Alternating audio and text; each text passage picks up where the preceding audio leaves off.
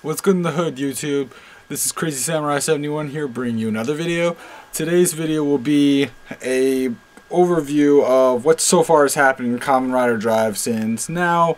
There's been a bunch of episodes, make that 17 episodes, so obviously I'm coming into the season midway. This is going to start the review sequence, so I have to kind of do my best here. This video might be long. I'm not exactly sure yet. We'll end up seeing. Obviously, you guys will know before I do whether or not this video is going to be long when you guys watch it. But, well, we'll see what happens. So anyway, we're going to go over what so far has happened within the past 17 episodes of Kamen Rider Drive so far, and just kind of go through it. I'm not going to really mention the movie that much, so if you're wondering, like, what about the movies that came out? What about any of those special appearances? What about this? What about that? I haven't watched any of those movies really yet, and to be honest with you, it's cool, it's just not everything. So understand this now. We're not going to focus on the movies, but we are going to focus on the show. Also understand that I have some notes for this, so if you see me looking down, that's because I'm looking at some notes that I have, just so that I'm making sure that I'm not forgetting anything important, because, you know, a 17 episode period of time, you know, there's a lot of stuff that happens in that much time. So understand it now, especially since, like a lot of the recent seasons, they usually have a lot of different variations on the outfits and transformations, so understand that. So let me go through a general sense. So Kamen Rider Drive is a story about that was made because there was this major event that occurred. It was called like it was like some sort of great disaster. It was kind of like an apocalyptic event where basically everyone everyone around the world ended up being put into this state of being where they're frozen in time, except for those that have special things called shift cars, or things that which allow them to neutralize the effect of this, and by the people it's referred to as the heaviness or heavenness. Like, you know, it's called heavenness. I mean, think just okay, heaven, right? So, because like you're frozen in time, and so the idea is that when you're in this state, anyone that has control over time, that is neutralized, can do whatever the heck they want to you, even if you're frozen in time. So they can kill you, and that's what happens early on. It happens like in the first episode. The main character, his name is Shinosuke. I'm just gonna call him Shin, just because it's easier for me. I could say I'll probably call him both, but mainly Shin, just because it's a quicker name to go by. So Shinosuke, or let me call him Shin. Okay, sorry guys.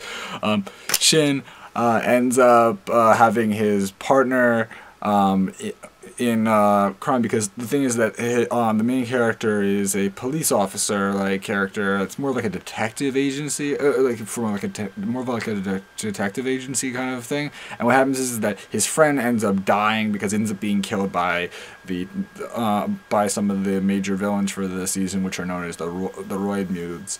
So then what happens is we flash forward to couple years ahead in time, if not like a good amount of years in time, where we end up seeing him modern day Shin. I'm just gonna call him Shin.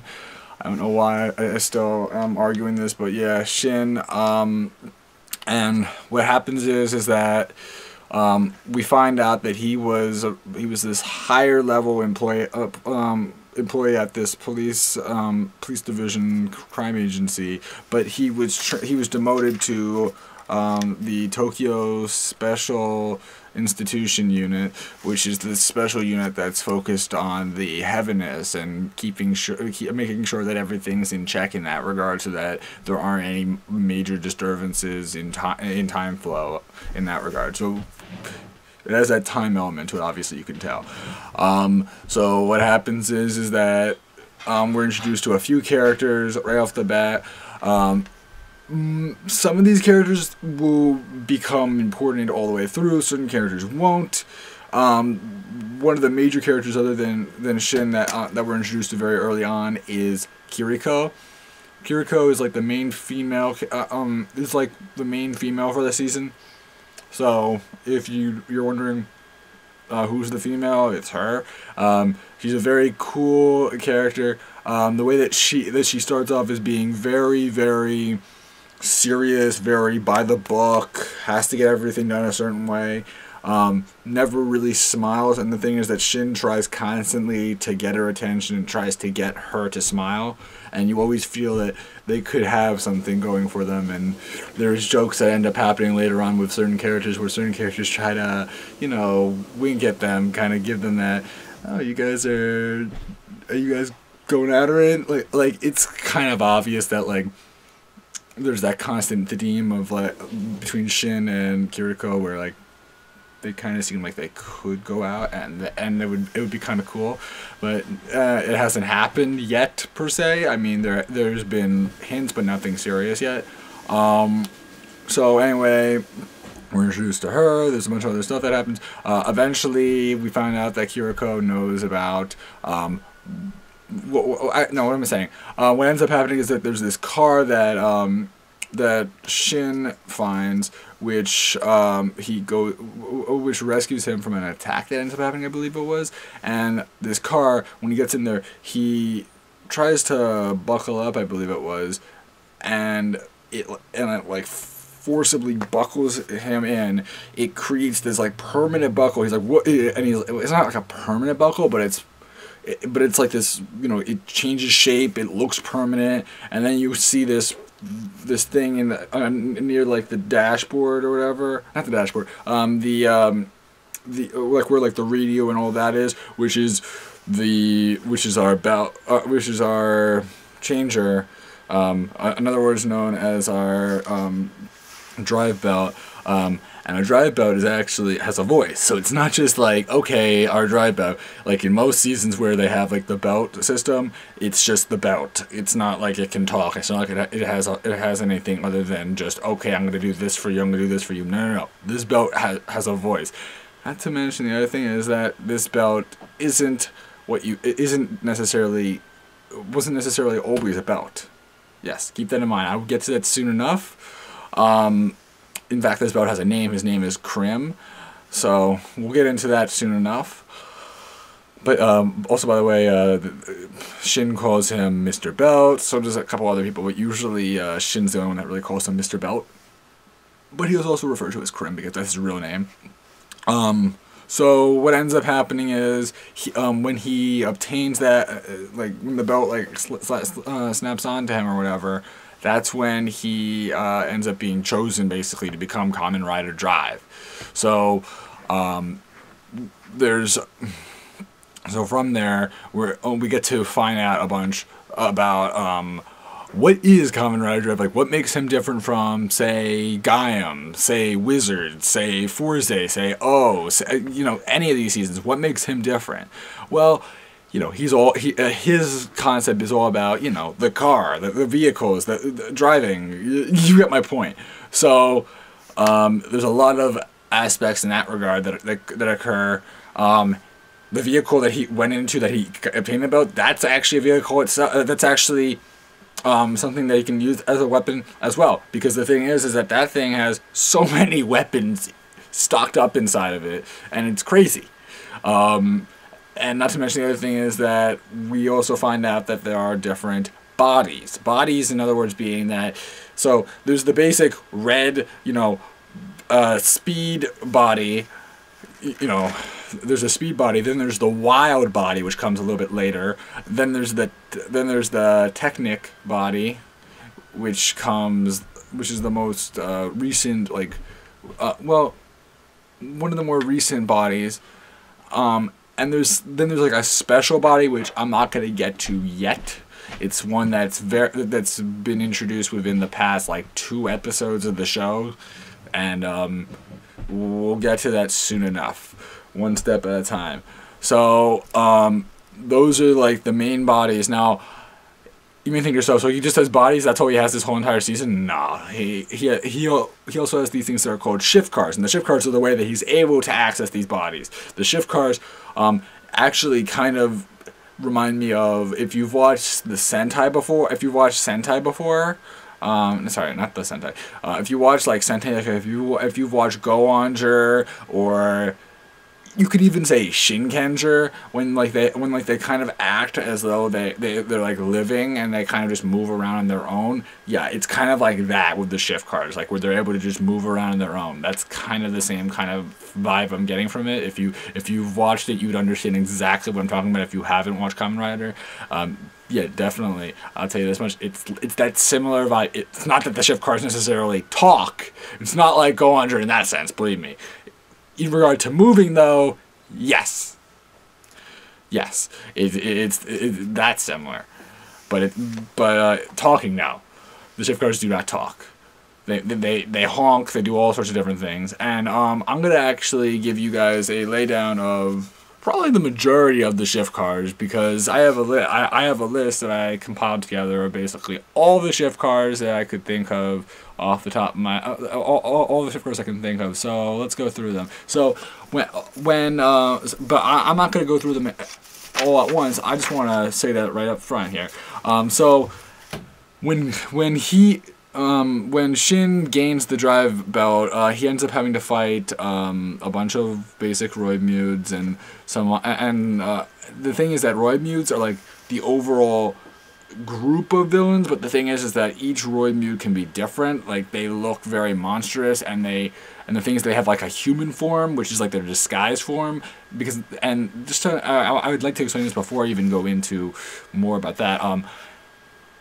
The thing is that usually whoever the Roidmudes have like a pre-existing body, and the idea is that it's believed that either you can assume that they probably died from, like, the Roidmudes. Most likely, what you can assume is generally that the Roidmudes put people in the state of heavenness. If they die, what ends up happening then is that the Roidmudes take over their bodies. They're able to access them even though they're dead, even though they were supposedly dead. So some of these people could have been dead for ages, and yet they would still be able to access their bodies. In some cases, there could be doubles. It's interesting. So they have their monster Roidmude forms, and then they have their human-like disguises so that they can blend in with everyone around them. And overall, that's the general idea with the villains, so that they can work through the people so that no one's freaking out seeing them all the time, and so that the world's not in a continuous heaviness all the time. So so that's that idea. So to start off with, we get 3 shift cars that he's able, well, actually 4 technically, 4 shift cars. His basic speed form, which is the one that he starts off with. That's the red form. I forgot to mention that Wild is black, and it looks like a convertible, or kind of like a Jeep or something like that. And then there's the green one, which is Technic, and he has like a kind of like bulkier face. It's interesting. It's very interesting. I'll probably have images up or something like that you'll have seen that will show exactly what it looks like. So yeah, so there's red, which is the basic. Then there's flare. It's flare, shadow, and spike. Right, spike. So those are the 3 major ones, and those ones are going to be the ones that we've seen probably the most of all the different shift cars that he's used. It's probably those 3 that he's used probably the most. I mean, he switches off constantly, and then there are ones that are specific to certain episodes, and certain ones we've only seen in one episode but may end up appearing in later episodes. I'm going to actually go through a bunch of those just so that I don't necessarily have to go into too much detail otherwise in regard to that. So let me give you a general idea of what kind of shift cars there are for the different ones. So I already said that there was the flare, spike, and shadow, but then there's ones like Hunter, which is one that was used a little bit. Mixer, which has only been used twice. It's very minor. Monster, which is one that was an interesting one, but it was only used like once.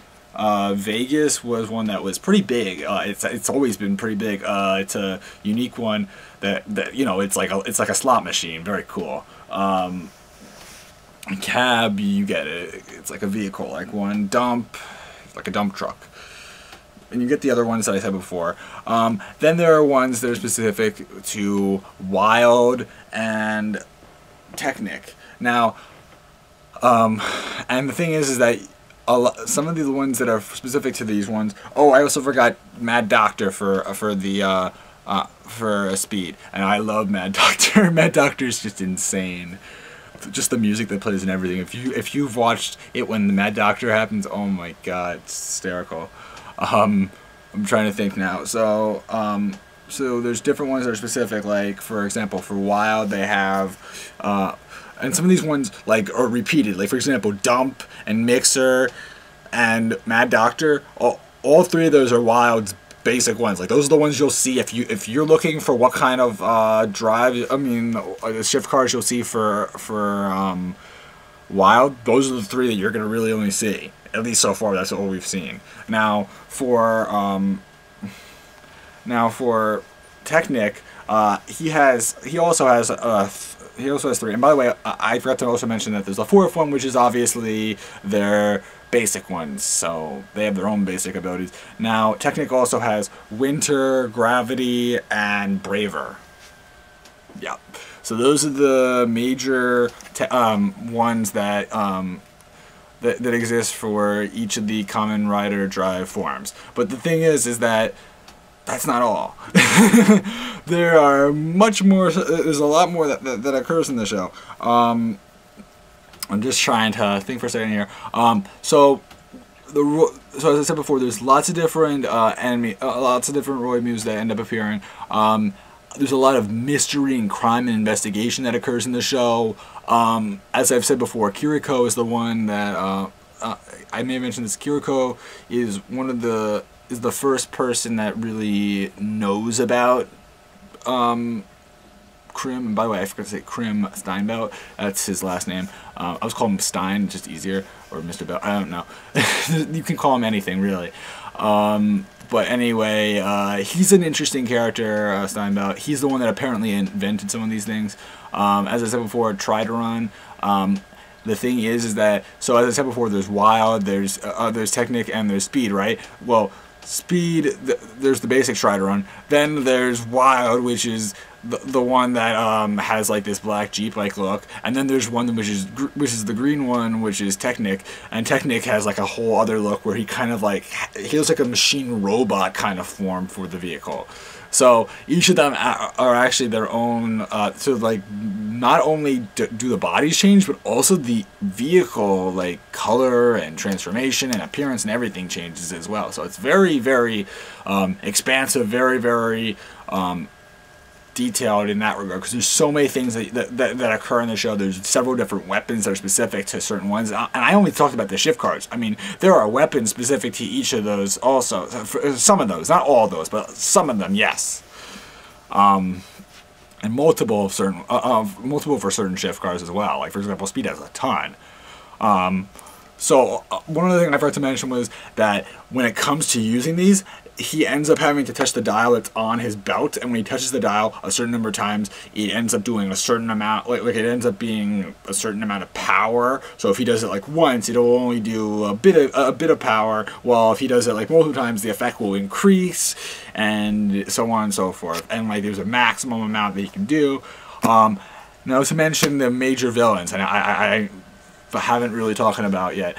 So the major villains are Heart, Brain, Medic, and Chaser. Now, I'm gonna go through each of them, give you a general idea of who they are and what they're all about. So Heart is pretty much the main villain overall, at least from what we know so far. I mean, for all we know, there could be like an overlord that goes above them, but from what we know so far, that's basic. Heart's what we can assume is the main villain. Heart was also invented by the same person that worked with Krim. Now, I'm going to say this now just so that I can get this out of the way. Krim was a human. Yes, Krim originally was a human, but what ended up happening was that Heart ended up killing Krim. And Krim became this belt because somehow they were able to transfer his being into this belt-like form. Don't ask me, just go with it. Anyway, so there's the belt form. Then there's Brain. Now Brain, no, actually I should go into more detail. What am I saying? So Heart ended up. So okay, I'm sorry. I'm trying to figure out a way to think this through. Okay, so as I said before, so he becomes this belt-like form. So when he becomes this belt, Krim ends up having to figure out a person that can defend the world from the Roid Mudes, and he ends up recruiting a person and making them known as Proto Drive Rider or whatever, and basically he's the original Kamen Rider Drive, the one that came before Shin, technically, and that person is Chaser. Chaser is the original Drive. How is this possible, you may think to yourself? Well, what ends up happening is that Heart ends up destroying, ends up defeating Chase, and ends up reprogramming him and making him a bodyguard known as Roid Mude, what's it called? Roid Mude, I'm trying to remember his name. Roid Mude Proto Zero. Proto's still there, obviously, so Roid Mude Proto Zero, and some of these ones actually have numbers on them that's specific to who they are. So, as you can tell, since he has the 0, he's meant to be that unique one. He's also supposed to be a guardian, and he's known. Well, he's known by that, but he's especially known for being known as Reaper, and that's his like monster evolved form. So, because each of them have like monster forms. Now I wanted to, and so those are their forms. And Brain's the one that programmed him to become Proto Zero Drive. So Brain is, you know, he's a brain. He's smart. He's intelligent. Medic's this female who has a thing for Heart. Heart's all about being friendly at the same time being like monstrous. He's very, very like he has that darker essence to him where he tries to act nice at the same time act like completely evil, but at the same time like not like, you know, screaming and get angry and stuff, but like more of just in general aggressive character. There's a battle that ends up happening between Shin and Heart at one point where they end up proving who is able to last longer, and they have to use like hyper mega flame kind of flare kind of power, which is basically like flare but like a more powered up one. I think it's like mega flare, I forget now. And we end up seeing that Shin and Heart are pretty evenly matched in that regard. Later on, he ends up evolving further, and so then he has to get like another form of that just to make him able to last. So I mentioned all that. I'm trying to think of what else is there. So I keep on trying to go back to their allies and stuff. So as I said before, there was Kiriko. Kiriko has the connection with Krim. I already said that. Right. So you may think, okay, so is it just Shin and Kiriko this whole entire time that has this connection with Krim? No. Later on, we find out that Rina, which is another ally from the Tokyo Special Institution Unit, is also part of their group, and she is in charge. She also helps out with Trideron, and is kind of the reason why they were able to do such forms as Wild and Technic transformations on Trideron. Now, is that all? Well, I forgot to mention the ones that are in Special Ops other than these people, because there's more people in there. They're not as important, but they each stand out in their own ways. For example, there's Kyu. Kyu, is the tech guy. He's the guy that sits at the computer all the time, and he has like the puppet. He's like the puppet, and he always wears the glasses. And he's kind of like a goofy character. Then there's Gen's this kind of beyond goofy, beyond crazy character that like early on in the show he keeps on seeing like whenever there'd be a heaviness that would occur, he would suddenly see just like a part of Driver. Like one episode he sees his arm, one episode he sees his leg, and things like the arm is red and the leg's like, I forget now, I think it was like gray or white or blue or something like that. And the thing is that it's just like there's a constant confusion, and then like we'll find, okay. And so there's this constant confusion, and what ends up happening later on is we're introduced to another character, which we're going to get to right after I mention this last character that I've been meaning to say. The last character that I've been meaning to say was Jun. Jun is the commander of their group. Jun's probably the most hysterical character ever. When I saw him, like in the first episode, I believe it was, oh my god, just insane. He was just the most insane character to me. I really liked his character overall, and he was just crazy. He kind of has disappeared now in the show. He's not really seen, he hasn't been seen in a couple episodes or so, but I'm sure he'll come back. But I mean, oh my god, he's insane. He is insane.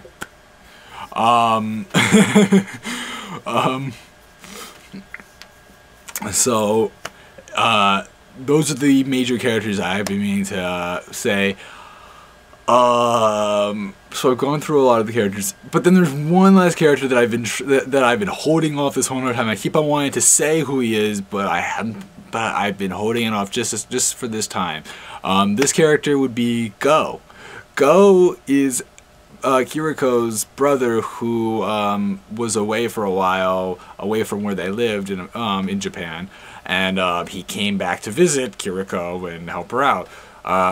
He also becomes a Kamen Rider himself. Yes, he becomes Kamen Rider Mach. Which, I'll tell you this right now, I love him. He's such a great character. He's such a cool character. I really love his design. He has like a lot of reminiscent elements of certain characters that I can reference from other Kamen Rider seasons that I actually have seen like moments or episodes up now. And just in general, I mean, I just love his look. He's just really cool. He also has something similar to shift cars. He doesn't have shift cars. He actually has exchange signals, which is actually interesting. So it's sort of like, you know, like, what you may think like hand signals, like that kind of thing.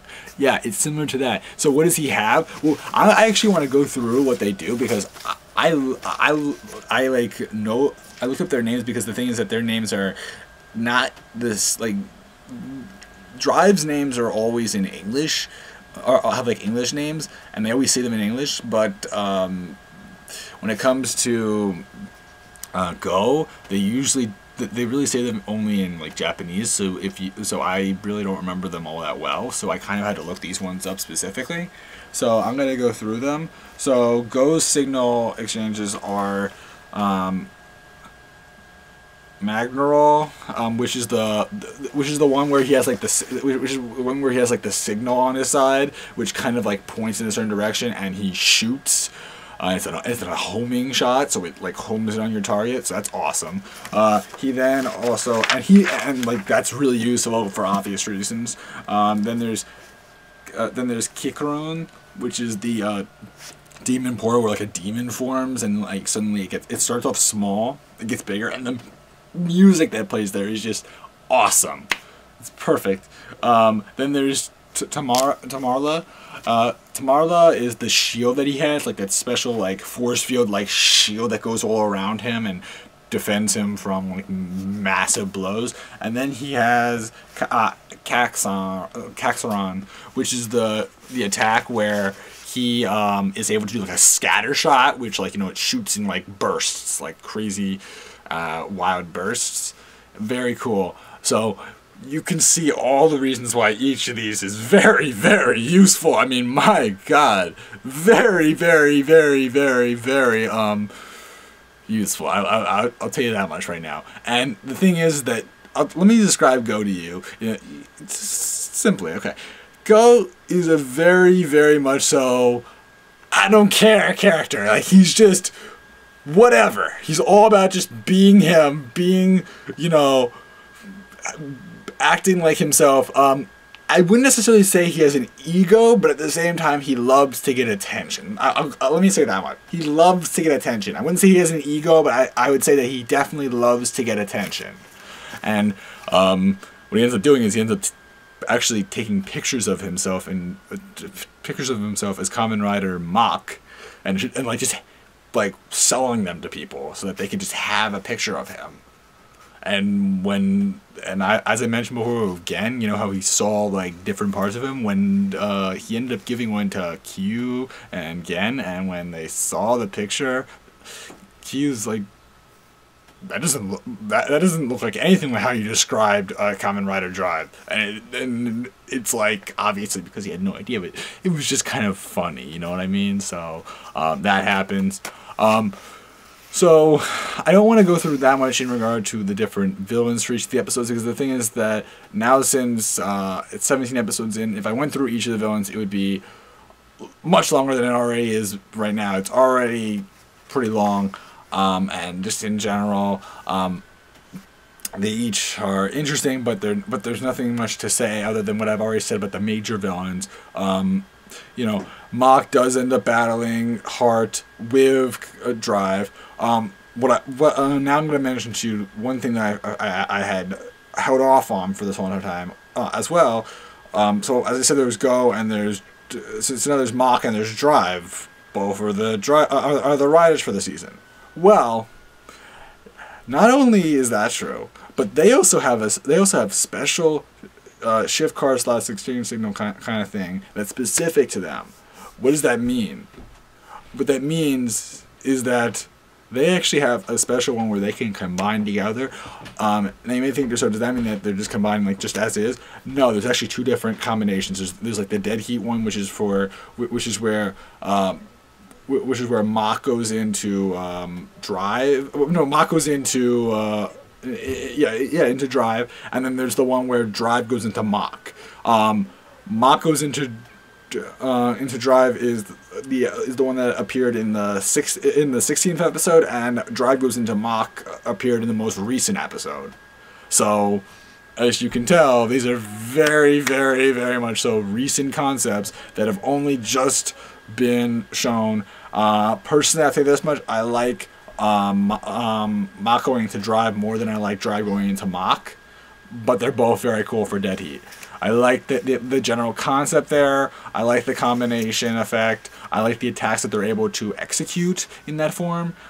Just overall, Kamen Rider Drive seems like a really great season so far. It's still going on, guys. If you if you're watching this like next year or like in the next couple or like maybe the next 6 or 7 months from now, it might be gone. But if you're watching it now, when this is up, it's still going on. It's still going on. So that's about as much as I can think of. I'm just gonna quickly check over my notes just to see if I missed anything really quickly. No, not really. Can't think of much else that nope, not really. Yep. So I think that's about it, guys. If you guys have not watched, if you guys have not, as far as what I would say about whether or not I would say you should watch it, definitely. It's a good show. It's still going on. You can find it pretty easily online. If you're understand this now, even if you're you will probably, if you're not Japanese yourself, have to look into subtitles. There's a few websites you can go on. I'll probably link one or two sites that probably one site because I've been using this one site to watch the episodes of the show, and if you guys like it, great. If you guys don't like it, oh well. Anyway, guys, I hope you enjoyed this catch up of the past 17 or so episodes now. I plan on for next week when the 18th episode comes up actually doing a review just specifically on that episode. So now, since I've basically covered the majority of the content, going over each of the different forms, over the different bodies, the shift cards, the everything now, pretty much caught up with most of it. There are some things here and there that if you watch the show, you'll find that I missed. I'm sure I'm not, as I said before, I'm not going through each of the villains, even if they're like one episode villains. I really don't want to go that into detail now because I'm already far behind with this, and just in general, it would take me forever to go through this all. Anyway, guys, I hope you enjoyed this video. Again, this is Crazy Samurai 71, and please like, subscribe, comment, and thank you guys for watching so much. Goodbye.